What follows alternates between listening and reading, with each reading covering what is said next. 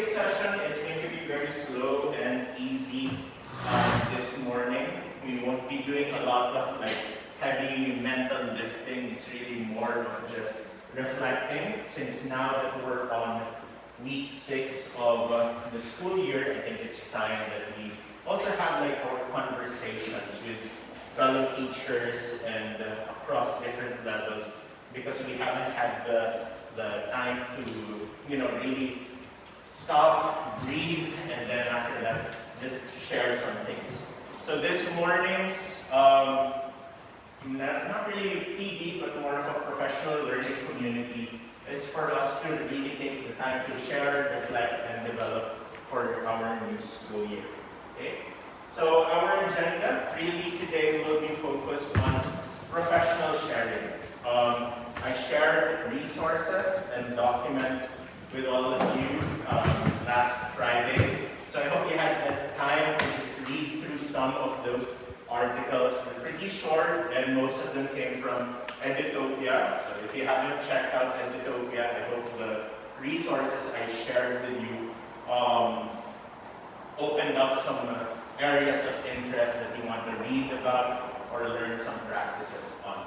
So those resources, you can just continue reading it, and you can reference it later during our professional share, so that you can frame your thinking, or you can any ideas that resonated with you as you were reading it. And then, of course, when we started this school year, we talked about some of our strengths, our pinch points or pain points, and our areas of improvement and areas of growth as well. So we're going back to that in a little bit, just so that we can also reflect as well. And as we reflect, we hope that you can come and start thinking about some of the professional and learning goals that you want to achieve this school year, and also any learning intentions that you want to achieve as a group or as a community. Okay. So to start it off in your little groups, simple question: how have the 6 weeks been for you? How have you survived, coped, adapted, adjusted to the changes or to the things that have come about since the school year started? So in your little groups, just have that quick chat about this question.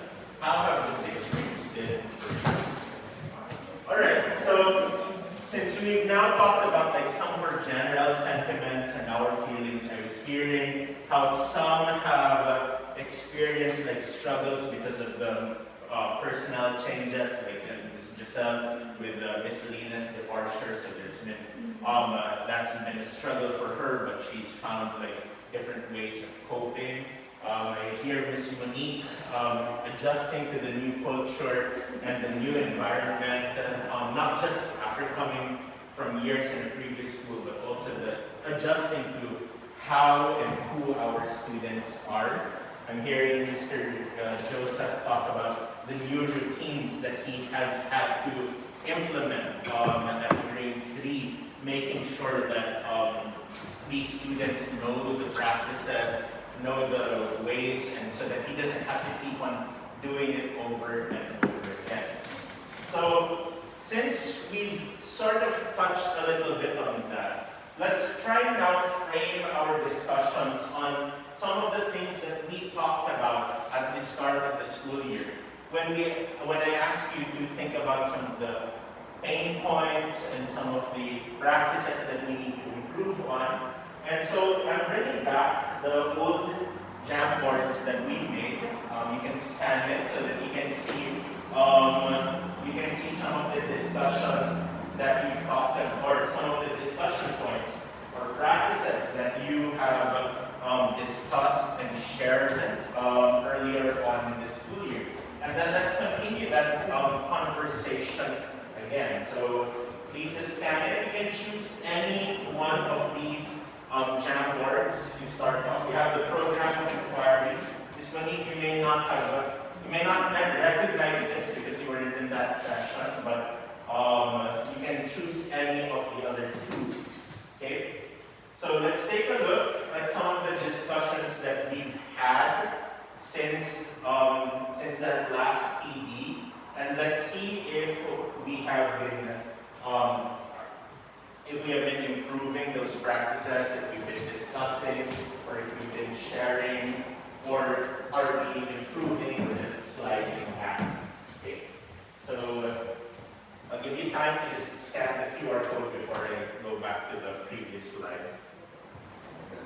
Okay. So looking at these Jamboards and some of the things that your fellow teachers or our colleagues have shared 6 weeks, 7 weeks, or 8 weeks ago, are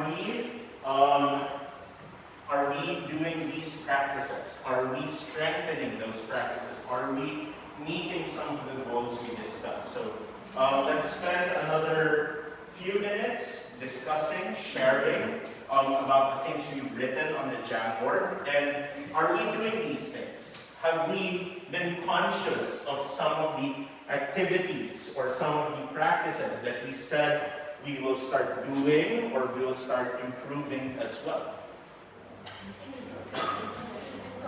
So, now that we've taken a look at some of the areas that we talked about at the start of the school year, some practices that we need to strengthen, areas of improvement, I guess the question that we should also be asking ourselves in this morning session is, are we sliding back to our pinch points? Are we going back to those areas we thought or we said that we wouldn't do anymore, but because of work, because of the day-to-day activities, we tend to maybe forget that, we should just do something that's comfortable for us and then let's see if it works.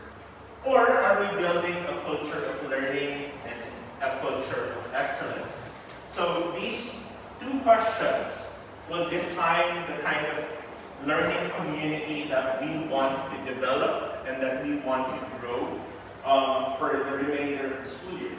Of course, we don't want to slide back into the pinch points because that means we aren't growing as a learning community. We aren't reflecting on our actions, on our teaching practices, and rather we're just sitting comfortably.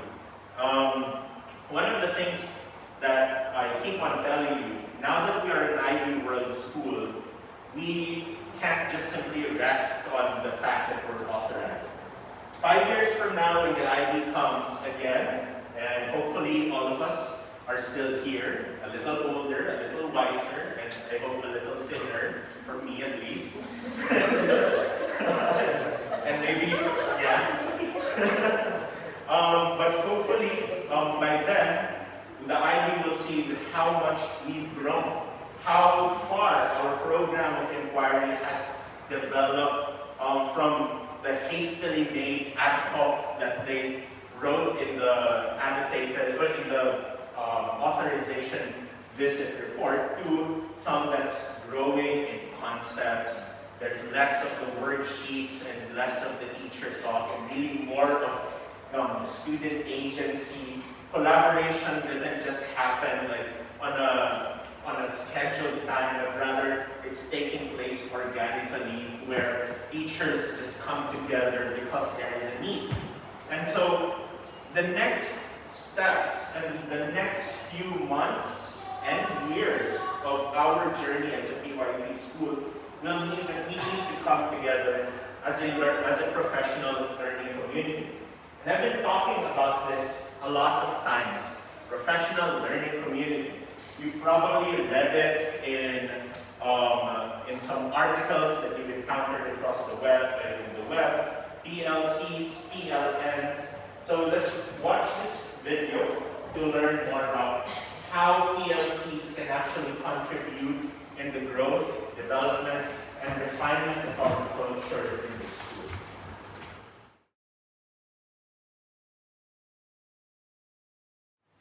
So, any key takeaways from that video?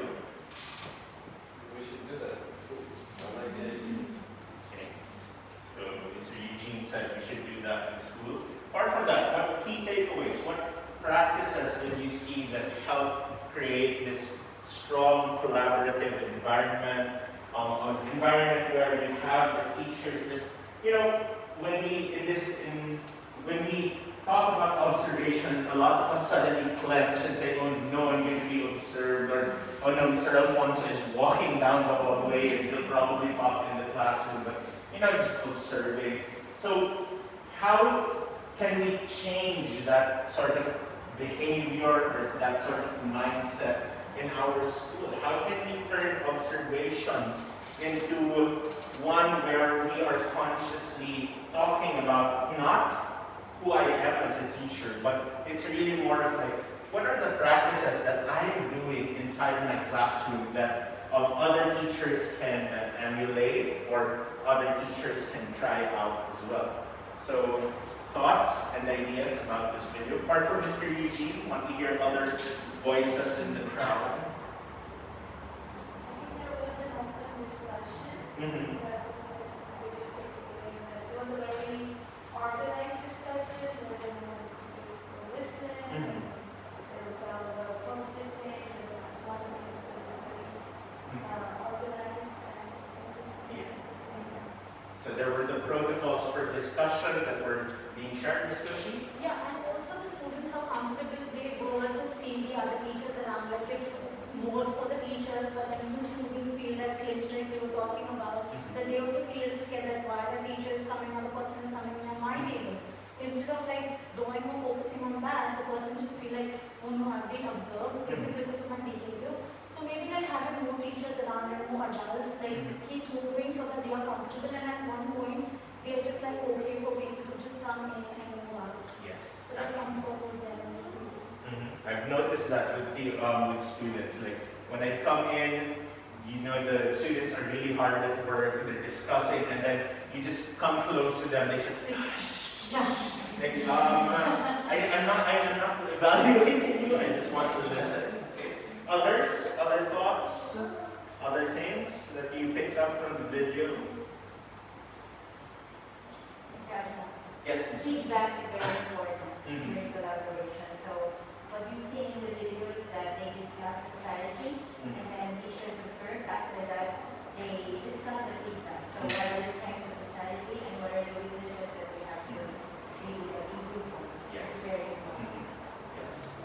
So that's one of the things also when it comes to observation. It's really not about what you did wrong, but it's about how are we moving forward. Maybe you might think that the coordinator should be the fountain of all knowledge and wisdom, but rather you teachers as well, with your diverse experiences, can actually contribute to the teacher's growth. Just to share also, at my previous school, we have a practice called just like this teacher labs, or so basically we also go to a classroom and we just observe what the teacher is doing, and then we come together just in like that protocol, and then we discuss and we highlight. So how is this teacher teaching conceptually? How is collaboration and student agency evident in the discussions happening? Or for the early years, how is play-based and experiential learning happening? Or is the classroom designed for play-based inquiries and also more of the textures, the blocks of learning and the like? Or even in a language classroom, are the teachers using the language explicitly? For mathematics, are we conscious of the mathematical language? Are we saying, do we minus, or is it better if we use the word subtract rather than minus? Do we divide? Or, these conscious things that help us become better teachers as well. And after we do those observations, we have really that productive discussions, the peer observation where we talk about, so teach, this is the practice that I really like, and then we ask questions just to clarify what we saw. And it becomes a part of the culture because we start trusting each other. We are focused on sharing or just showing our practices and having our classrooms open to one another. So yeah, if you have free time, I know that a lot of you are very busy, but sometimes it would be good to just pop in, see exactly what's happening in the classroom as well. So it also goes back down to the idea of professional learning communities. So basically, a PLC is where groups of teachers meet regularly, or depending on the context of the school, to share and discuss practices to improve teaching skills, classroom cultures, and academic performance. So some ways the PLC works is because teachers come together to talk about the student work. That's why it's important that moving beyond the worksheets and having your inquiry walls displayed out in the open, having it updated. Instead of using worksheets bought from teachers to teachers, you're having things done organically so that your teachers or other teachers can see, oh, this is what's happening in our classroom, this is what they're doing. These are the thought processes that aren't confined by worksheets as well. Discussing student data, academics and behavior, they come together. If there's a problem with behavior, then academics will also follow as well. So this is also a wonderful opportunity and time for you to discuss with somebody at the lower level or at the higher level how we can troubleshoot the behavior of the students or the academics of the students. And in other schools, they also share professional literature. Our library is growing. We've purchased some books for professional development. Maybe sometimes you can come together to just discuss and share, oh, I read this book or I'm reading this article. Maybe you want to take a look at it. It has some ideas on classroom management and behavior. So these are some of the things that we can do as a small growing learning community as well. Okay? All right.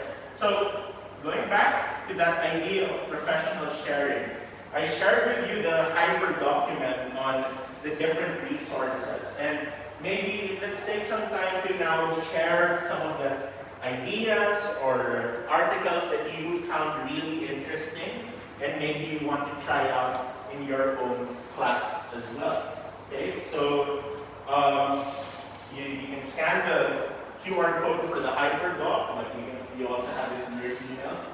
And let's go through some of the questions, not all of the questions because we won't have time to do it, but you can choose an article that you found really interesting in the hyper document that I shared, and then see if it resonates with you.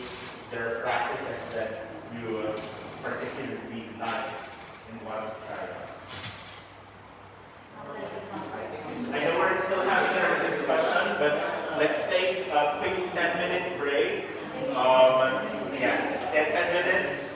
Go to the toilet, drink water, have some snacks, just quickly, and then we'll continue on with the discussion. I know some of you are hopping from one sphere to the next, classroom cultures, then assessments, but maybe after the break we can focus first on classroom cultures, like how are you building your classroom cultures, best practices for, let's say, managing students, big and small classes. And then after that, we can move to the next area, which is assessment. How are you showing assessment practices beyond the usual paper and pen tests and worksheets and the like as well, and also differentiation. Okay, so 10 minutes. Let's come back. What time is it? 25. Okay. Thank you, Ms. Cushion. So for this for the next few minutes in our professional sharing, we're going to use the Jamboards of our respective groups so that we can take a look, or we can discuss and maybe create action points for our own little groups as well. I wasn't able to edit this slide, but we're supposed to do an iceberg thinking tool, but given the time constraints that we have, we might not have enough time, since I think you're having more fun discussing practices as well. So in that Google Jam board, there will be 2 boards there that will say, how might we? Okay, one is how might we on classroom cultures, and how might we on differentiation and assessment. So take some time first to scan your QR code. Right. So in those Google Jam boards, you'll find a board that says how might we, with a red subtitle classroom culture, and how might we with a red subtitle on differentiation. So how might we, or the how might we statement, is a tool used in another inquiry framework called design thinking. You might have encountered it. Many companies and schools use design thinking as an inquiry tool so that they can design think the different processes, reflect different processes as well, refine practices, and even think about not solutions, but like different ways on how we can reach that process. So let's watch this quick video here.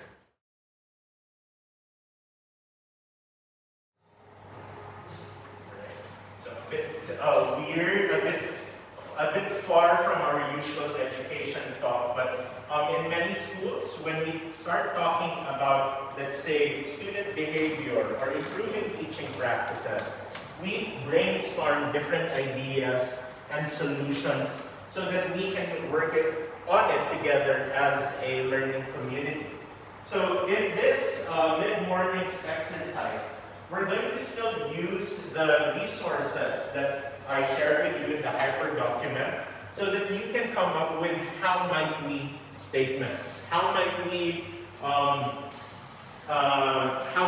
look at the classroom cultures and differentiation as well. So in the Google Jamboard, discuss first like what is your classroom culture like at your levels, at your subject areas, what does assessment look like, and think about some of the challenges you are currently experiencing.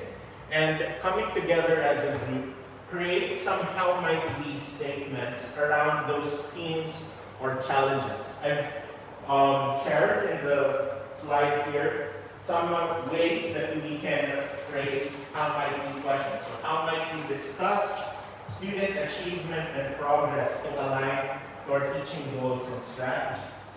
How might we collaborate on improving classroom management and behavior at the different levels in our school or different subject areas? So the whole purpose of this how might we is that when we come together again as a professional learning community, we can come back to these how might we statements and check to see how are we addressing these challenges or these pinch points or pain points, and then what are some practices or evidence that shows that these pinch points and challenges are being addressed specifically. Maybe in your own class you've developed a routine or protocol to address student behavior, or you've developed a routine to make classroom jobs easier, or maybe you started using a visible thinking routine that actually shows or goes deeper into thinking as well. So continue the discussion on classroom cultures and assessment, and then after that, work as a group to create your how might we statements.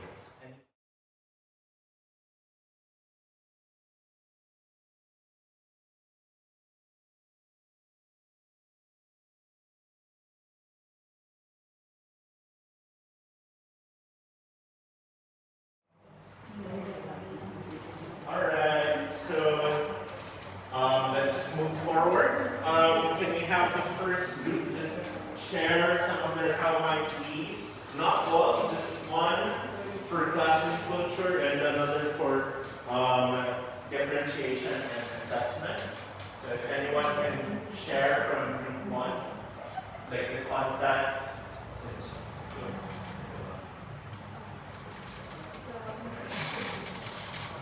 For classroom cultures, two questions we came up with were how might we not let the classroom rules come in the way of teaching, especially in an art class, where it's so creative and we have to use, maybe we have to talk more sometimes to get the ideas. So how might we not let the classroom rules or the culture come in the way of our teaching?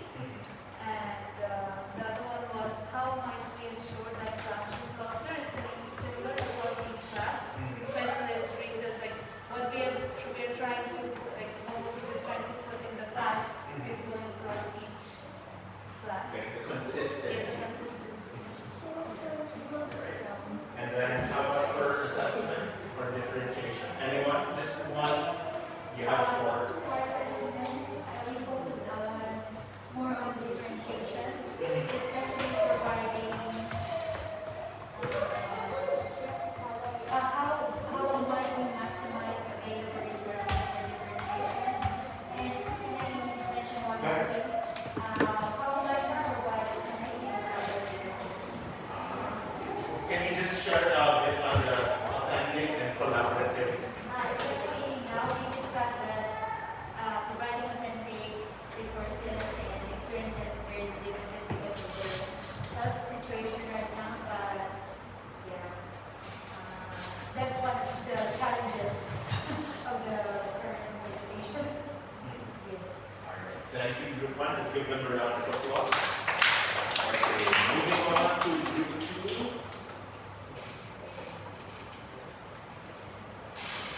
Anyone? You have 5 here. You can just share 1 or 2.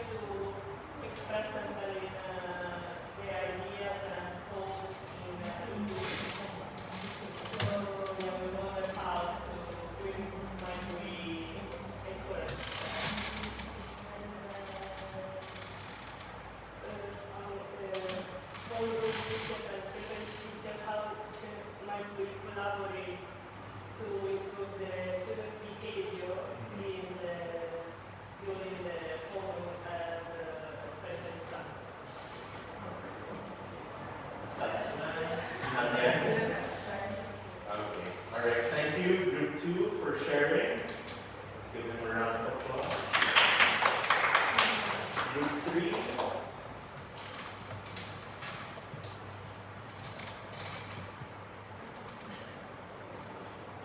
Okay,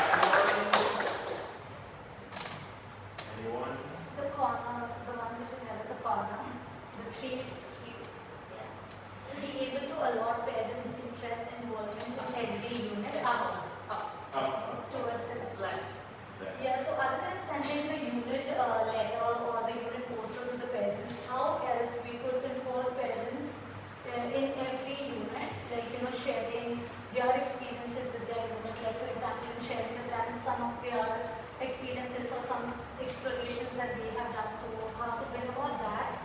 And also the second one, which is then tell parents to confirm any kind of rumors that's there, because as parents they do not confirm with the teachers and things become really major. So how to tell parents to confirm any kind of rumors that could take place.